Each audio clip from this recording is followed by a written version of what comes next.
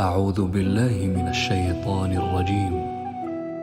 بسم الله الرحمن الرحيم.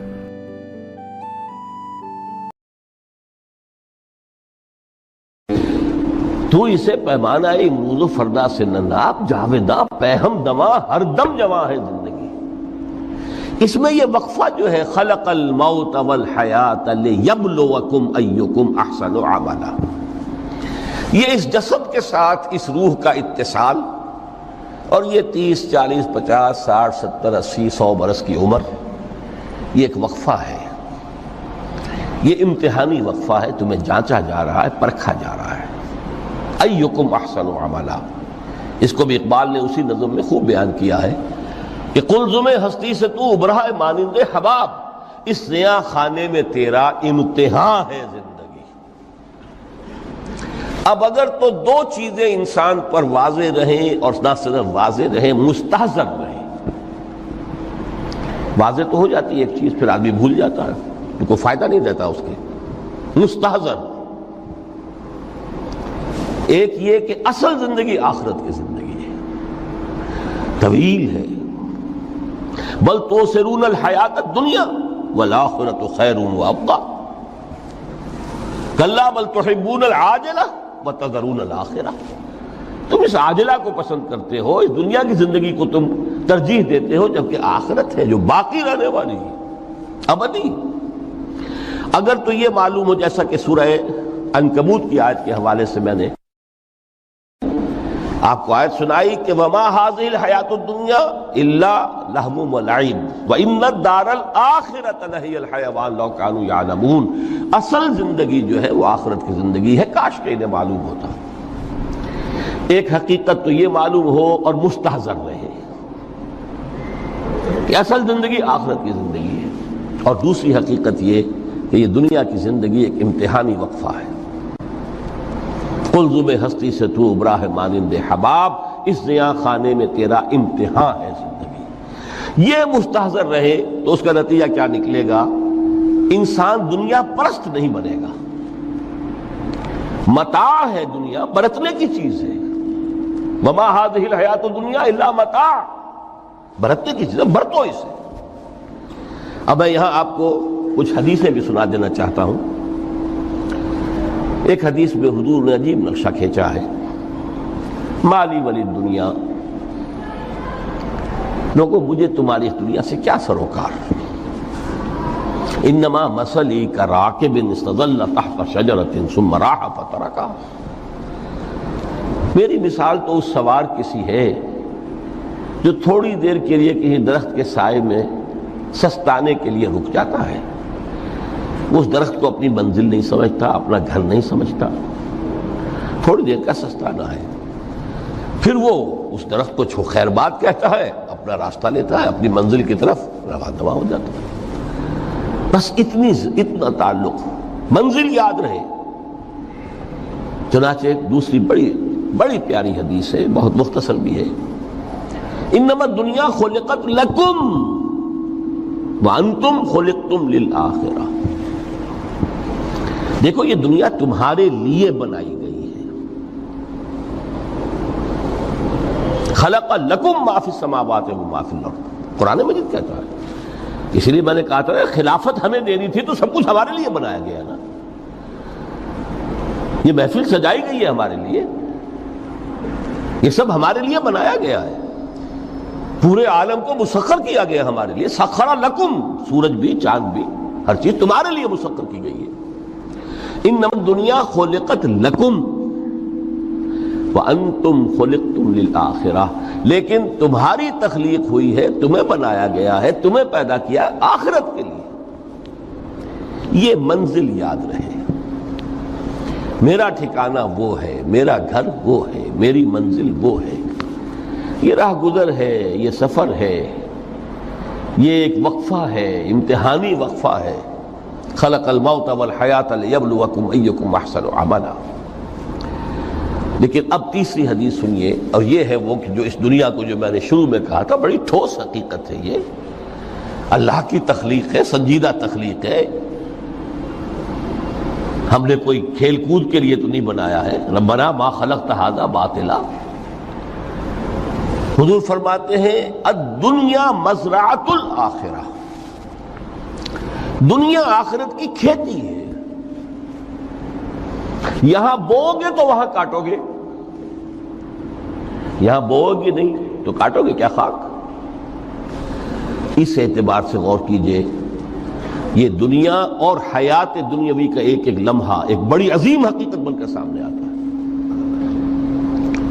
ہماری حیات دنیاوی کا ایک ایک لمحہ ابدی ہے پوٹینشلی، کیوں کہ اس میں جو کچھ ہم کما رہے ہیں اس کے نتائج ابدی زندگی پر پھیلے ہوئے ملیں گے۔ تو گویا کہ یہ جو ہے یہ گھڑی محشر کی ہے، طور سے محشر میں ہے، بیشتر غافل عمل کوئی اگر دفتر میں ہے، یہاں کا ایک ایک لمحہ تمہارے لیے بہت قیمتی ہے، یہاں بو محنت کرو، کاشت کرو تاکہ وہاں کاٹ سکو۔ الدنیا مزرعۃ الآخرہ۔ اب دیکھیے یہ جو انداز ہے قرآن کا، وَمَا الْحَيَاةُ الدُّنْيَا إِلَّا مَتَاعُ الْغُرُورِ، جو ہماری گفتگو کا آج عنوان ہے، اس کے دو نتیجے نکلتے ہیں عملاً۔ ایک نتیجہ جو صحیح ہے، جو قرآن نکالنا چاہتا ہے، جس کی طرف اسلام رہنمائی کرتا ہے، ایک ہے بالکل منفی نتیجہ جس کی اسلام نفی کرتا ہے۔ وہ منفی نتیجہ کیا ہے؟ دنیا دھوکے کی ٹٹی ہے، چھوڑو گھر گھرستی کو، دفع کرو، رب سے لو لگانی ہے، یہ شادی کر کے اور گھر گھرستی کا کھکیڑ مول لینا، کہاں ایک پیٹ کا پالنا، کہاں 10 پیٹ لگ جائے پیچھے، اسی میں آدمی جو ہے گم ہو کر رہ جاتا ہے۔ لہذا گھر گھرستی کو چھوڑو، تجدد کی زندگی گزارو۔ پھر یہ تمدن ہر جگہ شر ہے، برائی ہے، دھوکہ ہے، فریب ہے، جھوٹ ہے، دفع ہو جاؤ، جاؤ کہیں پہاڑوں کی چوٹیوں پر، کہیں غاروں میں، گفاؤں میں، کہیں جنگلوں میں دھونی روا۔ یہ ہے اس کا ایک منطقی نتیجہ جو نکلا ہے دنیا میں، اور تقریباً تمام مذاہب عالم میں نکلا ہے۔ رحمانیت جس کی جس شد و بد کے ساتھ نفی کی ہے محمد رسول اللہ صلی اللہ علیہ وسلم، لا رحمانیت فی الاسلام، اسلام میں کوئی رحمانیت نہیں، نفی ہے، مکمل نفی، لا رحمانیت فی الاسلام۔ فرمایا کہ النکاح من سنتی، یہ میری سنت ہے، میرا طریقہ ہے، گھر گھرستی کی زندگی اختیار کرنا یہ میری سنت ہے۔ 3 صحابہ پر کچھ اسی طرح کا غلبہ ہو گیا تھا۔ صحابہ میں ہر طرح کے لوگ تھے، ان میں وہ لوگ بھی تھے کہ جو بڑے ریشنلسٹ تھے، عقل کے حوالے سے بات سمجھنے والے۔ حضرت عمر کو ہم کہہ سکتے ہیں کہ سر خیل تھے ان کے، رضی اللہ تعالیٰ عنہ۔ کچھ درویش منش لوگ بھی تھے، کچھ پر یہ تقویٰ کا اور درویشی کا بہت زیادہ غلبہ ہو گیا تھا، مغلوب الحال ہم انہیں کہہ سکتے ہیں۔ حضرت عبداللہ ابن عمرو بن العاص رضی اللہ تعالیٰ عنہما، ایک عجیب سائملٹینیس کنٹراسٹ ہے باپ اور بیٹے میں۔ عمرو بن العاص بہت بڑے سیاستدان، مدبر، عرب نے چوٹی کے جو 3 سیاستدان پیدا کیے ان میں سے ایک عمرو بن العاص ہے، واریر، کانکرر، سیاستدان۔ لیکن عبداللہ ابن عمرو بن العاص بالکل درویش، روزانہ روزہ ساری رات کھڑے ہیں، نہ بیوی سے کوئی سروکار، نہ کسی سے کوئی سروکار۔ حضور کو اطلاع ملی،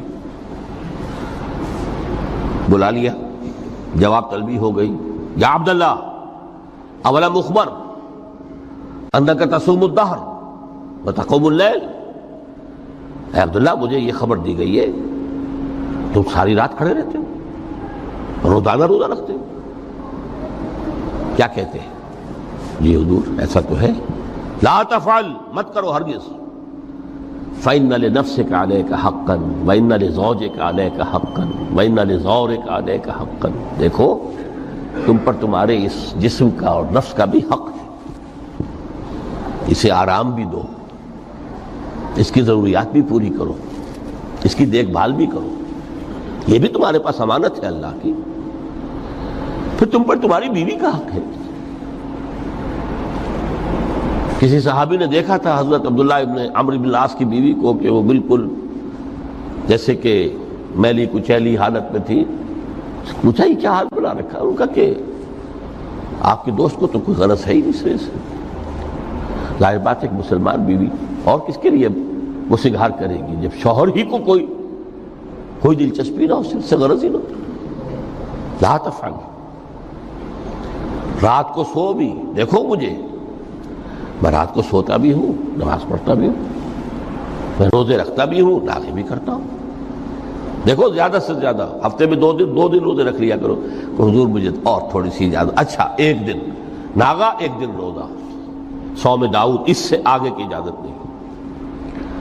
اسی طرح 3 حضرات سراسراہتن آتا ہے حدیث میں، بخاری شریف کی روایت ہے، ان پر بھی کوئی ایسا ہی غلبہ ہوا رہبانیت کا اور ترک دنیا کا.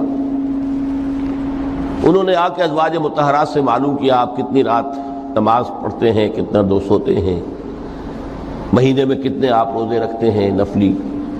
انہوں نے کوئی وہاں تو کھلی کتاب تھی سیرت محمد صلی اللہ علیہ وسلم، جو کچھ تھی حقیقت بیان کر. اب دیکھیے ایک عجیب ذہنیت، انہوں نے دیکھا کہ یہ تو کم ہے، ان کے اندازے کے اعتبار سے تو بہت کم ہے، لیکن یہ کہ اپنے آپ کو ذرا تسلی، حضور کی تو کوئی ضرورت نہیں ہے، آپ تو معصوم ہیں، آپ کیسے کوئی گناہ نہیں ہوا، کوئی خطا نہیں ہوئی، آپ کے لیے تو یہ اتنی عبادت ہمارے لیے تو کافی نہیں ہے، اب تو گناہ گار ہیں. ایک نے عہد کیا کہ میں کبھی نہیں سوؤں گا، رات بھر کھڑا رہوں گا. دوسرے نے کہا کبھی ناغا نہیں کروں گا، ہر روز روزہ رکھوں گا. تیسرے نے کہا میں شادی بیاہ کے کھکیڑ میں پڑوں گا نہیں. حضور کو اطلاع مل گئی، طلب فرمایا، ڈانٹا آپ نے، آپ لوگوں نے یہ کہا ہے؟ جی ہاں ہم نے کہا تو ہے. واللہ، خدا کی قسم، میں تم میں سب سے بڑھ کر متقی ہوں، لیکن میں رات کو سوتا بھی ہوں اور نماز بھی پڑھتا ہوں، روزے رکھتا بھی ہوں، ناغے بھی کرتا ہوں. میری گھر گرستی کی زندگی ہے، میری بیویاں ہیں. من رغب عن سنتی فلیس منی، یہ ٹکڑا جو جوڑ دیا جاتا ہے نکاح کے خطبے میں اس حدیث کے ٹکڑے کے ساتھ، یہ 2 علیحدہ حدیث ہے بالکل. النکاح من سنتی، اور یہ ٹکڑا اس طویل حدیث کا ہے، من رغب عن سنتی فلیس منی، جو میری سنت کو پسند نہیں کرتا پھر اس کا مجھ سے کوئی تعلق نہیں.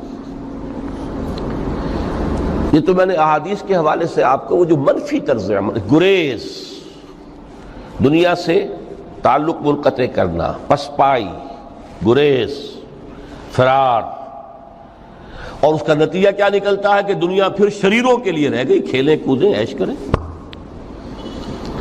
جو سلیم الفطرت نیک لوگ تھے وہ تو گئے،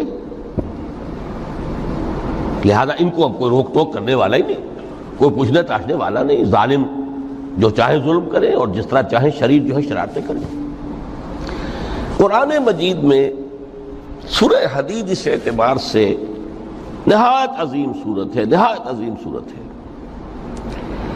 کہ وہاں یہ آیت بھی بہت ہی شاندار انداز میں آئی ہے، متاع الغرور والی،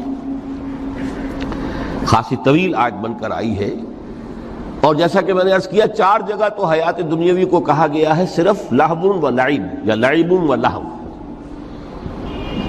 لیکن یہاں جو ہے آیت نمبر 20، اعلموا انما الحیات الدنیا لعب و لہو و زینت و تفاخر بینکم و تکاثر فی الاموال والاولاد.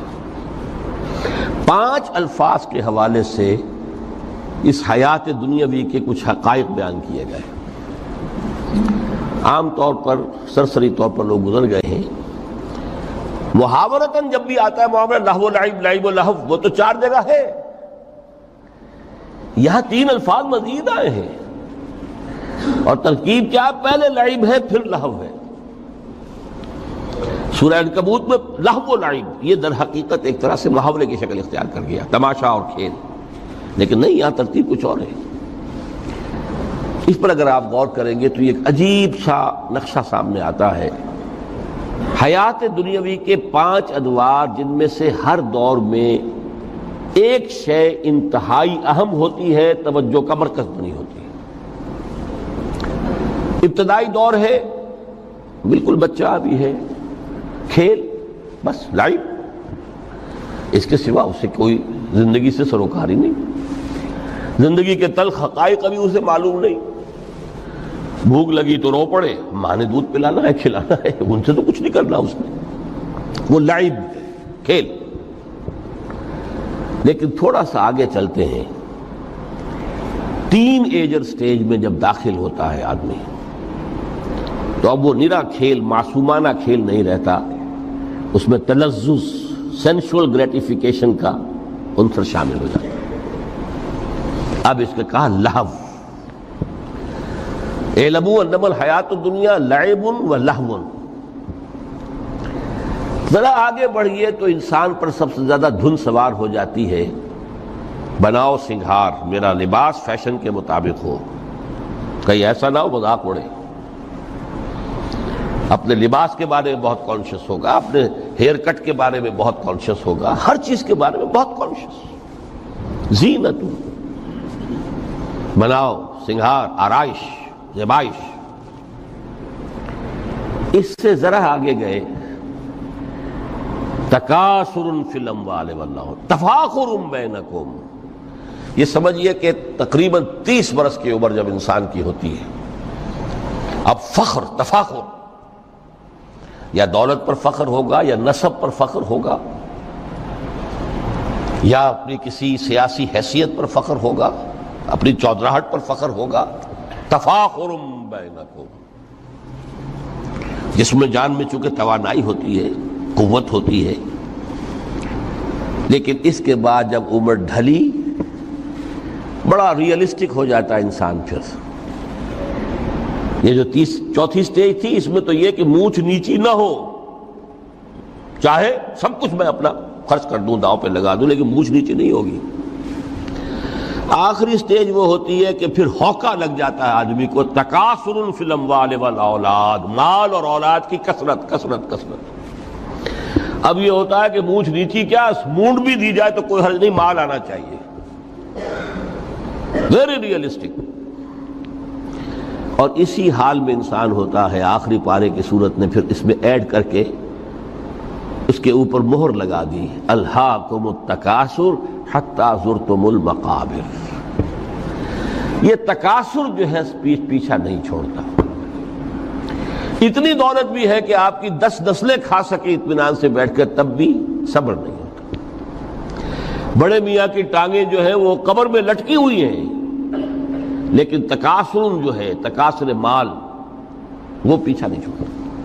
حتی زرتم المقابر، یہاں تک کہ قبروں تک جا پہنچے. قبر میں اتار دیا جائے، جب تک ٹانگیں صرف لٹکی ہوئی ہیں اس وقت تک نہیں.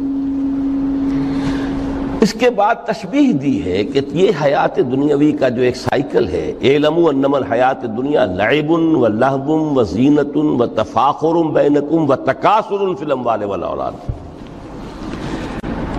اب اس کو کمپیئر کیا ہے پلانٹ کنگڈم میں جو سائیکل چل رہا ہے. یہ ہمارا سائیکل ہے 60-70 برس کا. بچہ پیدا ہوا، خوشیاں منائی گئیں، پھر وہ لڑکپن سے، پھر ٹین ایجر سٹیج سے، پھر جوانی ہے، پھر ادھیڑ عمر ہے، اور پھر بڑھاپا ہے، اور پھر قبر میں اتارا جانا ہے. لیکن یہ کہ پلانٹ کنگڈم میں سائیکل چلتی ہے. کمثل غیث اعجب الکفار نباتہ ثم یہیج فتراہ مصفرا ثم یکون حطاما. یہ 4 سٹیج ہیں. جیسے بارش برستی ہے تو سبزہ نمودار ہوتا ہے، اور کاشتکار کو بڑا اچھا لگتا ہے. اس نے بیج بویا تھا، اس نے محنت کی تھی، اس نے ہل چلایا تھا. اعجب الکفار نباتہ، اس کو بہت اچھا لگتا ہے، دل باغ باغ ہو جاتا ہے. جیسے آپ کے یہاں بیٹا ہوا، پوتا ہوا، خوشیاں مناتے ہیں آپ. کمثل غیث اعجب الکفار نباتہ ثم یہیج، پھر وہ فصل اپنی پوری قوت کو پہنچتی، فصل لہرا رہی ہے. فتراہ مصفرا، پھر وہ زرد ہو جاتی ہے. وہ ہریاول اب ختم ہوئی، اب فصل پک گئی ہے، اب وہ زردی پر آ گئی ہے. ثم یکون حطاما، پھر وقت آتا ہے اگر وہ خضرو گھاس ہے تو پھر وہ چورا چورا ہو کر پھر وہ مٹی میں مل جاتی ہے. اور اگر فصل ہے تو کھیتی کٹ گئی، اس کے بعد کیا رہ گیا وہاں؟ وہ چورا ہی رہ جاتا ہے باقی. یہ لائف کا سائیکل چل رہا ہے، 3 مہینے کا ہو، 4 مہینے کا ہو، یہ ہے پلانٹ کنگڈم کا، وہ ہے سائیکل انسانی زندگی کا۔ اب فرمائی ٹیپ کی بات جو ہے، وَفِي الْآخِرَةِ عَذَابٌ شَدِيدٌ وَمَغْفِرَةٌ مِّنَ اللَّهِ وَرِضْوَانٌ۔ دیکھو دنیا کی زندگی تو ان سٹیجز سے ہو کر گزری جانی ہے، جو پیدا ہوا ہے اس پر بڑھاپا بھی آئے گا، موت بھی آئے گی۔ کل نفس ذائقۃ الموت جو سورہ آل عمران کی 185ویں آیت کا پہلا جملہ تھا۔ ہر انسان کو جو پیدا ہوا موت آنی ہے۔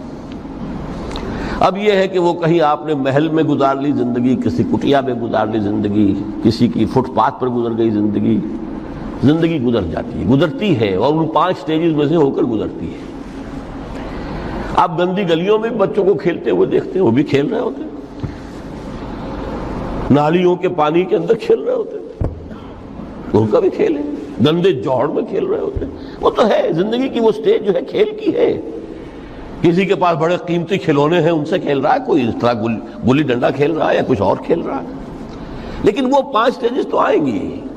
اعلموا انما الحیات الدنیا لعب ولہو وزینۃ وتفاخر بینکم وتکاثر فی الاموال والاولاد کمثل غیث اعجب الکفار نباتہ ثم یہیج فتراہ مصفرا ثم یکون حطاما وفی الآخرۃ عذاب شدید ومغفرۃ من اللہ ورضوان۔ آخرت میں جا کر یہ بائیفرکیشن ہو جانی ہے، یا تو شدید عذاب اور یا اللہ کی مغفرت اور رضا۔ Now the choice is yours، اما شاکرا و اما کفورا، فیصلہ تم خود کر لو۔ وما الحیات الدنیا الا متاع الغرور، یہاں بھی آخری الفاظ وہ ہے کہ دنیا کی زندگی دھوکے کے سوا کچھ نہیں۔ کیوں؟ اگر تو دنیا کی زندگی میں گم ہو گئے، جیسے کہ اقبال نے کہا ہے کہ کافر کی یہ پہچان کے آفاق میں گم ہے، اور مومن کی یہ پہچان کہ گم اس میں ہے آفاق۔ دنیا میں رہو، طالب دنیا نہ بنو، طالب عقبہ، طالب آخرہ۔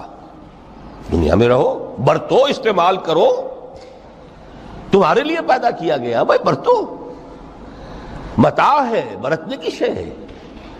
ہاں حلال اور حرام کی پابندیاں سامنے رکھو، باقی برتو۔ مطلوب یہ نہ ہو، مقصود یہ نہ ہو، مطلوب آخرہ ہو۔ انما الدنیا خلقت لکم وانتم خلقتم للآخرہ۔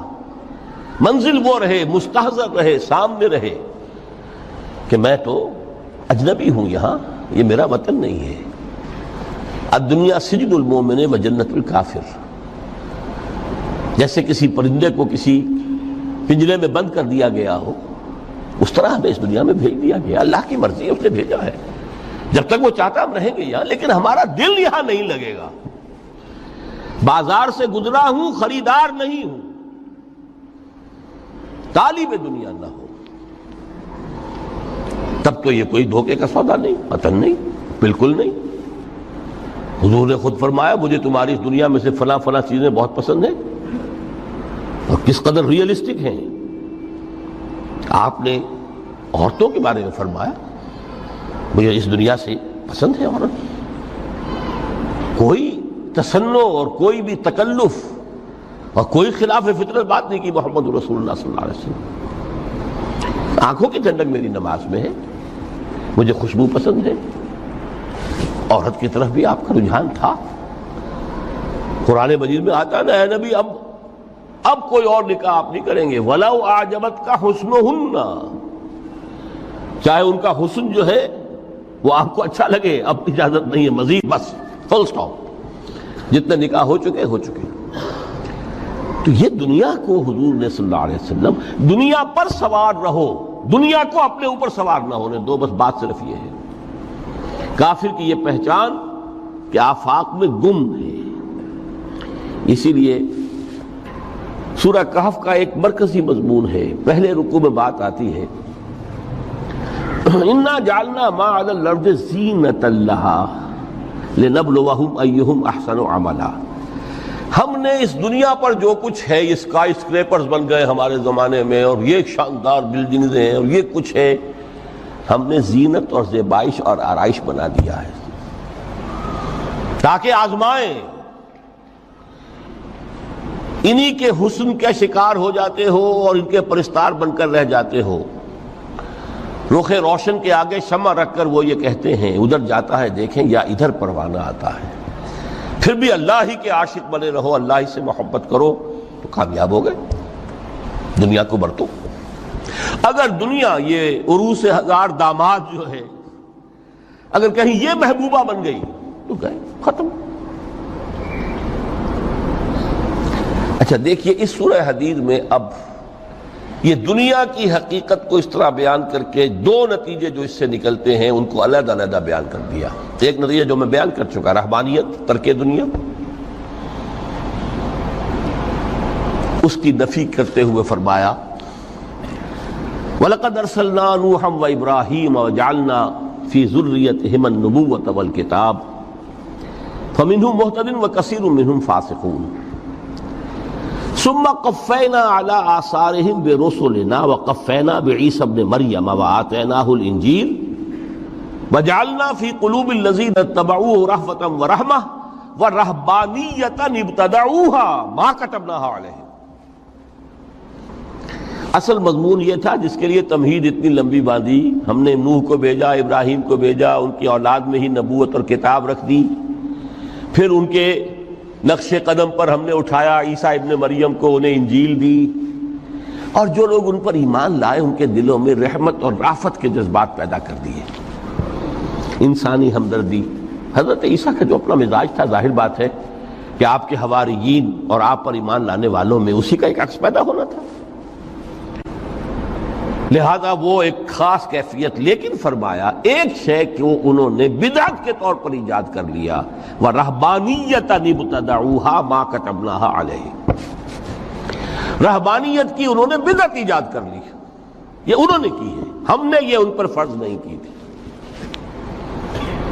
یہ ہے وہ منفی نتیجہ، گریز، خانقاہوں میں جا کر بیٹھ جاؤ، موناسٹسزم، تجرد کی زندگی گزارو، نتیجہ اس کا کیا نکلتا ہے کہ بظاہر راہب اور راہبائیں رہ رہی ہیں اور رہ رہے ہیں، اور اندر جو حرام کاری کے بازار چل رہے ہیں، اور تہخانوں کے اندر حرامی بچوں کی قبروں کے قبرستان بنے ہوئے۔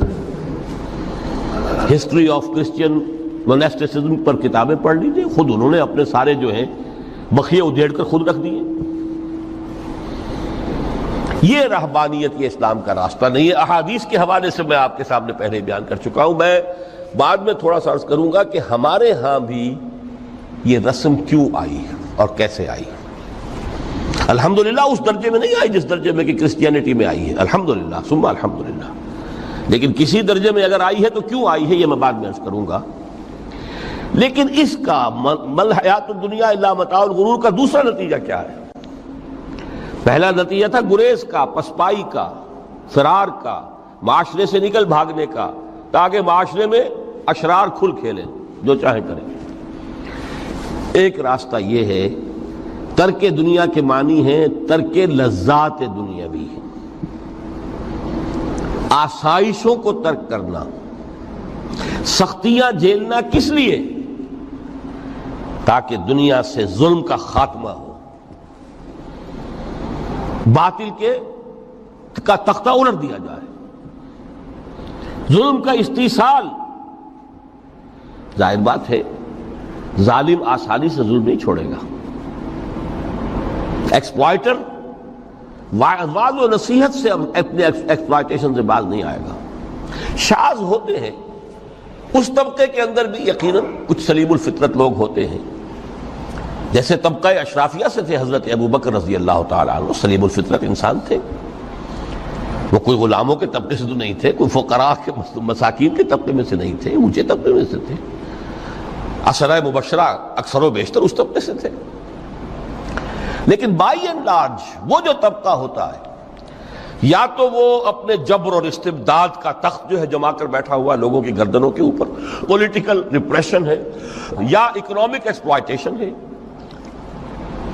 استحصال، محنت لوگ کریں، کھائیں گے ہم، عیش ہم کریں گے، محنت کسان کرے جا کے کھیت میں، ہم لے آئیں گے اپنا حصہ اور عیش کریں گے۔ یا کوئی سوشل ڈسکریمنیشن ہے، یہ اونچا ہے یہ نیچا ہے، یہ تو پیدا ہی ہوا ہے شودر، یہ اس سے نکل ہی نہیں سکتا، اور یہ پیدا ہوا برہمن، یہ تو اونچا ہے۔ اس تینوں قسم کے ظلم، اس کا خاتمہ کرنا، اس کے لیے جد و جہد کی ضرورت ہے، جہاد کی ضرورت ہے، قتال کی ضرورت ہے. اور جہاد و قتال آپ نہیں کر سکتے جب تک کہ لذات دنیاوی سے کنارہ کشی نہ کریں، جب تک کہ اپنی بیلٹ کو ٹائٹ نہ کریں، جب تک کہ اپنی ضروریات زندگی کو کم نہ کریں. ضروریات زندگی کم کریں گے تو تفریغ الاوقات ہوگا، جو تبلیغی بھائیوں کی اصطلاح ہے بہت اہم. اپنے وقت کو فارغ کر سکیں گے. اس وقت کو فارغ کریں گے تو پھر وہ جد و جہد، وہ محنت، وہ جہاد، اس کے لیے آپ کے پاس وقت ہوگا، اس کو آپ لگا سکیں گے. پھر اس میں جب سخت سے سخت منزلیں آئیں گی تو اس میں میدان میں مقابلہ بھی ہوگا، جان کی بازی بھی کھیلنی پڑے گی. اس میں قید و بند کا وقت بھی آ سکتا ہے. 3 برس تک اگر محمد عربی صلی اللہ علیہ وسلم پورے خاندان بنی ہاشم کے ساتھ، بدترین اسیری سمجھ لیجئے شیب بنی ہاشم میں جو رہیں، یہاں تو اسیروں کو آپ راشن تو دیتے ہیں، کھانا تو دیتے ہیں، وہاں تو اصل جو ہے وہ تو دونوں طرف سے گھاٹی کا منہ بند کر دیا گیا تھا، سیل تھی کہ کوئی شے جو ہے وہ جانے نہ پائے اندر. 3 برس، جس میں کہ وہ وقت بھی آیا ہے کہ سوکھے ہوئے چمڑے ابال ابال کر اس کا پانی جو ہے بلکتے ہوئے بچے، پھول جیسے بچے بنی ہاشم، ان کے حلق میں ٹپکایا گیا ہے، اور کچھ نہیں. کچھ تھے لوگ، حکیم بن حزام جیسے رضی اللہ تعالی عنہ، بعد میں ایمان بھی لے آئے. حضرت خدیجہ رضی اللہ تعالی عنہ کے چونکہ وہ قریبی رشتہ دار تھے، وہ پہاڑ کو کراس کر کے چوٹی پر سے اتر کر کچھ کبھی کبھی کھانے پینے کی چیز پہنچا دیتے تھے. یہ سارے مراحل آئیں گے. یہ جو ہے یہ مثبت ہے. ترک دنیا وہ نہیں.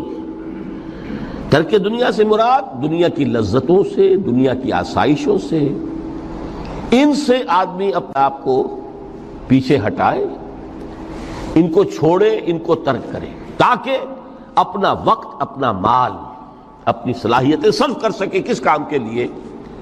اب اس کے لیے دیکھیے آیت نمبر 25 ہے یہ سورہ حدید کی. لَقَدْ أَرْسَلْنَا رُسُلَنَا بِالْبَيِّنَاتِ، ہم نے اپنے رسولوں کو بھیجا واضح چیزوں کے ساتھ. بینہ وہ شے جو از خود ظاہر ہو. آفتاب آمد، دلیل آفتاب. جب سورج طلوع ہو گیا وہ خود اپنے وجود پر دلیل ہے، اس کے لیے کسی اور اضافی دلیل کی ضرورت نہیں کہ سورج موجود ہے، وہ تو ہے، سب کو نظر آ رہا ہے. تو بینات سے مراد معجزے بھی ہیں، اور وہ تعلیم جو ہے بنیادی دین کی کہ جو فطرت انسانی کی جانی پہچانی ہوئی شے ہے، دونوں پر اس کا اطلاق ہو جائے گا. لقد ارسلنا رسلنا بالبینات وانزلنا معهم الکتاب والمیزان، اور ہم نے ان کے ساتھ کتاب اتاری، میزان اتاری. یہ سب کچھ کس لیے کیا؟ لیقوم الناس بالقسط، تاکہ لوگ عدل پر قائم ہوں. یہ ہے سول آبجیکٹو. یہ نہیں بس ہماری کتاب پڑھ لیا کرے، ختم قرآن ہو گیا، اللہ اللہ دعا مانگ لی، چھٹی. قائم کرو اس کو، وہ میزان عدل نصب کرو، ہر ایک کو وہی تل کر ملے جو اس کا حق ہے، اور ہر ایک سے وہ لیا جائے کہ جو اس کے ذمہ واجب ہے. اگر یہ نہیں تو بابا پھر سب کہانیاں ہیں. شریعت اور دین اور نماز اور روزہ اور حج، کوئی حیثیت ان کی نہیں. اچھی طرح سن لیجئے میری بات. قرآن مجید میں کہلوایا گیا حضور سے، قل یا اہل الکتاب لستم علی شیء حتی تقیموا التوراۃ والانجیل وما انزل الیکم من ربکم. اے نبی ان سے کہہ دیجئے کتاب والو تمہاری کوئی حیثیت ہی نہیں، ہماری نگاہوں میں تمہارا کوئی مقام ہی نہیں جب تک کہ تم قائم نہیں کرتے تورات کو اور انجیل کو اور جو کچھ کے نازل کیا گیا تمہاری طرف، تمہارے رب کی طرف سے. قائم کرو، پھر آؤ ہم سے بات کرو، ہم سے دعا کرو، ورنہ دفع ہو جاؤ. Nothing doing. They don't care for you. لستم علی شیء حتی تقیموا التوراۃ والانجیل وما انزل الیکم من ربکم. اب قانون خداوندی تو بدلتا نہیں ہے، نہ فرام پرسن ٹو پرسن، نہ فرام نیشن ٹو نیشن، نہ فرام امہ ٹو امہ، اٹل ہے. وَلَن تَجِدَ لِسُنَّتِ اللَّهِ تَبْدِيلًا وَلَن تَجِدَ لِسُنَّتِ اللَّهِ تَحْوِيلًا۔ سنت اللہ تو ایک ہے۔ اب اس آیت کو ذرا پڑھیے، قُلْ يَا أَهْلَ الْقُرْآنِ لَسْتُمْ عَلَىٰ شَيْءٍ حَتَّىٰ تُقِيمُوا الْقُرْآنَ وَمَا أُنزِلَ إِلَيْكُم مِّن رَّبِّكُمْ۔ کہہ دو اے محمد کہ اے قرآن والو، تمہاری کوئی حیثیت نہیں ہے ہمارے سامنے جب تک کہ تم قرآن کو قائم نہیں کرو۔ پڑھ لو اور اس کے قرات کے مقابلے منعقد کرا لو اور سونے کے تاروں سے اسے لکھ لو اور اس کو جو چاہو کر لو، کوئی حیثیت نہیں۔ قائم کرو اس قرآن کو، اس کے نظام کو، اس کے قانون کو، جو حضرت ابوبکر نے فرمایا تھا پہلا خطبہ جو دیا ہے آپ بیعت خلافت کے بعد، تم میں ہر قوی میرے نزدیک ضعیف ہوگا جب تک کہ اس سے حق وصول نہ کر لوں، اور ہر ضعیف قوی ہوگا۔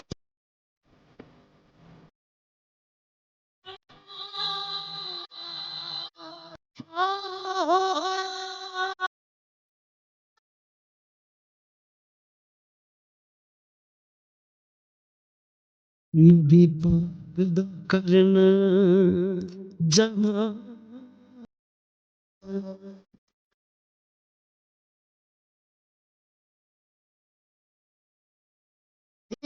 کہ ہویا ترت حاضر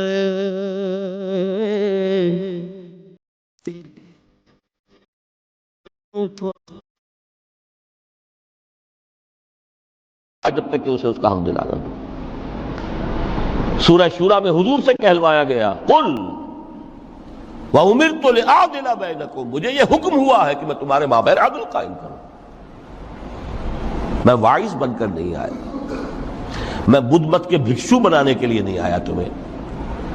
ہاں، انقلابی عمل میں ایک مرحلہ آتا ہے، بدھ مت کے بھکشو بننا پڑتا ہے کچھ عرصے کے لیے، تیاری کا مرحلہ، وہ میں ابھی بعد میں ذرا بیان کر دوں گا، لیکن مستقل نہیں ہے یہ بدھ مت کے بھکشو۔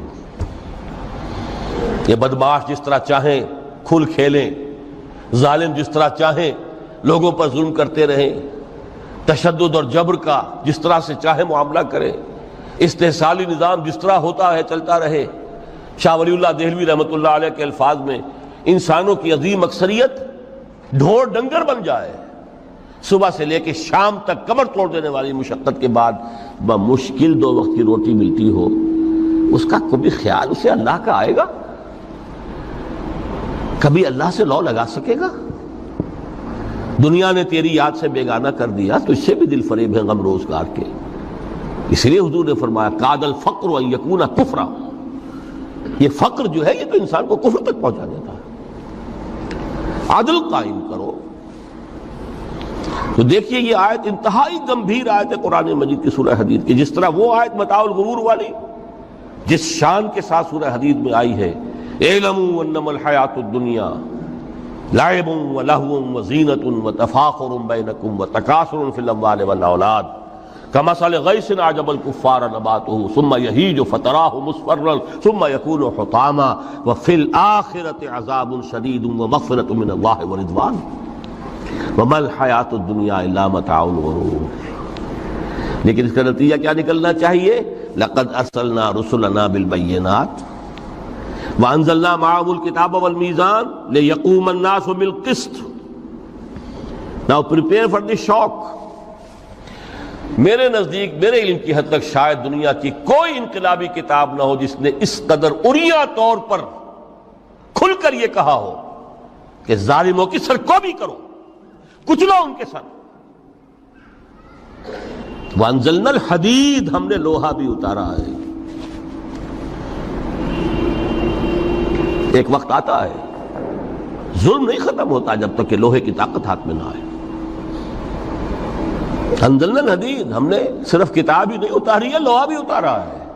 فیہ باس شدید، اس میں جنگ کی صلاحیت ہے۔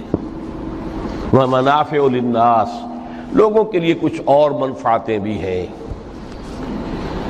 کوئی توا پرات چمٹا یہ بھی بنا لو، ٹھیک ہے، لیکن اصلاً یہ اسلحہ کے لیے۔ وانزلنا الحدید، اسی تو سورہ حدید کا نام حدید ہے۔ فیہ باس شدید ومنافع للناس ولیعلم اللہ من ینصرہ ورسلہ بالغیب، اللہ دیکھنا چاہتا ہے کون ہے اس کے وفادار بندے جو اس لوہے کی طاقت کو ہاتھ میں لے کر مدد کرتے ہیں اس کی اور اس کے رسولوں کی غیب میں ہونے کے باوجود۔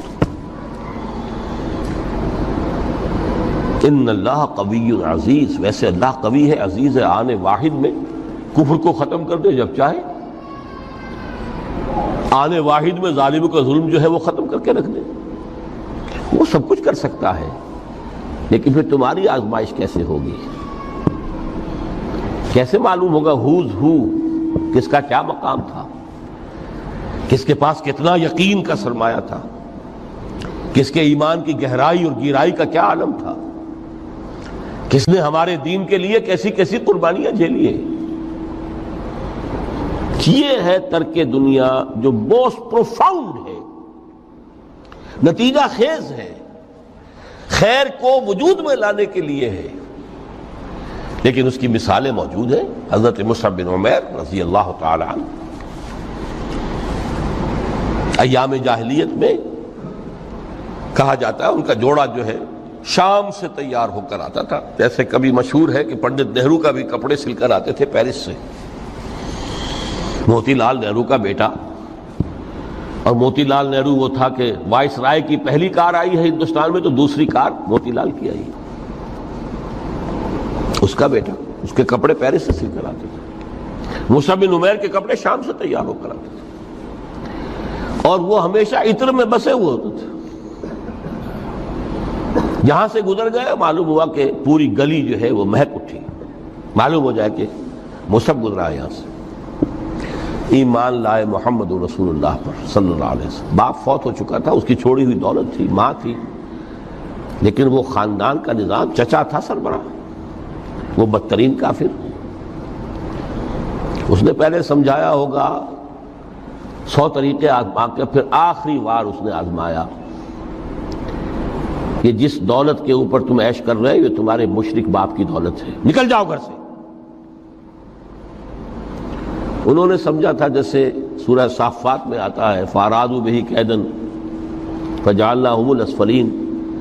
انہوں نے حضرت ابراہیم کے بارے میں سمجھا تھا جب دیکھیں گے کہ آگ تیار ہو رہی ہے اور یہ اس میں مجھے ڈال دیں گے تو سب یہ نشہ حرن ہو جائے گا، یہ توحید وحید سب ہوا ہو جائے گی۔ لیکن ہوا کیا؟ بے خطر کود پڑا آتش نمرود میں، عشق عقل ہے محو تماشائے لبے بام۔ اس نے تو یہ دھمکی دی تھی کہ دن میں تارے نظر آ جائیں گے مصعب کو، ناز و نام میں پلا ہوا انسان، اسے کہہ دیا جا نکل جاؤ گھر سے۔ اٹھ کر چلنے لگے، اس کا تیش جو ہے اور اچھا یہ کپڑے بھی اسی مشرک باپ کے ہیں، اتارو ان سب کو۔ مادر ذات برہنہ ہو کر گھر سے نکلے، مادر ذات۔ پھر وہی ہے کہ جن کے نام قرائے فال بنام من دیوانہ زدند، بیعت عقبہ اولا ہوئی ہے، لوگوں نے کہا کہ ہمیں کوئی مقری دیجئے قرآن پڑھانے والا جو ہمیں قرآن پڑھائے۔ حضور نے فرمایا جاؤ مصعب۔ وہ مصعب وہاں جا کر مدینے میں المقری بن گئے، جا المقری، وہ آ رہا پڑھانے والا۔ اور 1 سال کی محنت، دعوت اور تبلیغ اور قرآن کے پڑھانے کے نتیجے میں اگلے سال 75 افراد لا کر حضور کی جھولی میں ڈال دی۔ یہ مصعب ہیں۔ شہادت ہوئی ہے غزوہ بدر میں۔ ایک مرتبہ اس سے پہلے کا واقعہ بھی ہے کہ حضور مسجد میں تشریف فرما تھے، سامنے سے حضرت مصعب گزرے، ایک پھٹا ہوا سا کمبل جسم کے گرد لپیٹا ہوا تھا۔ حضور کی آنکھوں میں آنسو آ گئے۔